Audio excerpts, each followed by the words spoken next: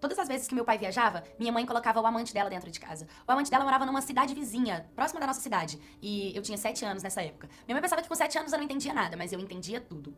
Isso se repetiu por um tempo, foi por mais ou menos um ano. Me deixava muito magoada. Eu não entendia muito bem o que acontecia, mas eu sabia que aquilo era errado. Quando chegou em um ano desses acontecimentos, meu pai descobriu. Quando ele descobriu, ele sentou com a minha mãe pra conversar e decidiu se separar. Ele foi pra casa da mãe dele, minha mãe ligou pro amante correndo pra ele mudar pra casa dela. Foi questão de dias, sabe? Nem deu tempo do meu pai ir embora de verdade.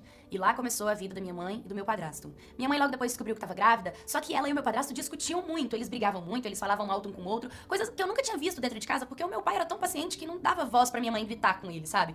E por me assustar, muitas das vezes quando eu ia passar final de semana na casa do meu pai, eu contava pra ele o que acontecia. A primeira vez que o meu pai tentou pegar minha guarda foi quando a minha irmãzinha nasceu, o meu padrasto chegou bêbado em casa, ele e minha mãe começaram a discutir, e ele jogou a minha irmã no sofá, e minha irmã quase caiu, minha mãe correu pra pegar a garotinha, e aí minha mãe partiu pra cima dele, os dois saíram igual a moto dele, saiu de casa.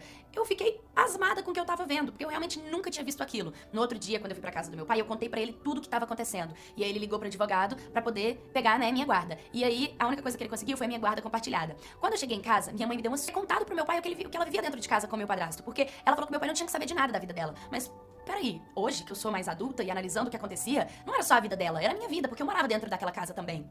Mas enfim, o tempo passou, eu continuei indo pra casa do meu pai, na casa da minha mãe, do meu pai e da minha mãe, as brigas do meu padrasto com a minha mãe eram contínuas e cada vez maiores, e com o tempo o meu pai acabou começando a namorar com uma ex-namorada dele de antes da minha mãe. E eu tava hiper mega feliz pelo meu pai, que ele não tava mais sofrendo, que ele tinha alguém agora e que era alguém legal. E meu pai mandou mensagem no meu celular falando que ia passar lá em casa pra buscar a gente pra sair. Nós três, ele, a namorada dele e eu. Quando a minha mãe leu a mensagem no celular e viu que eu tava programando de sair com ele e essa mulher, que ela tinha raiva por ser alguém do passado do meu pai, ela me deu outras, não tinha piedade. Ela me bateu com muita força e com muita agressividade. Hoje, mais uma vez, analisando de fora a situação, eu acredito que ela descontava em mim muita da raiva que ela passava com o meu padrasto. Ela tirou meu telefone e não permitiu meu pai me ver. Ela ligou pro meu pai e falou que eu não iria. Meu pai ficou com muita raiva, ficou muito bravo, ligou pro advogado dele e o advogado dele disse que ia ver o que poderia fazer. E eu já tava toda, mas que eu vivia com o marido dela, ela acabava descontando em mim, que não fazia nada pra merecer aquilo.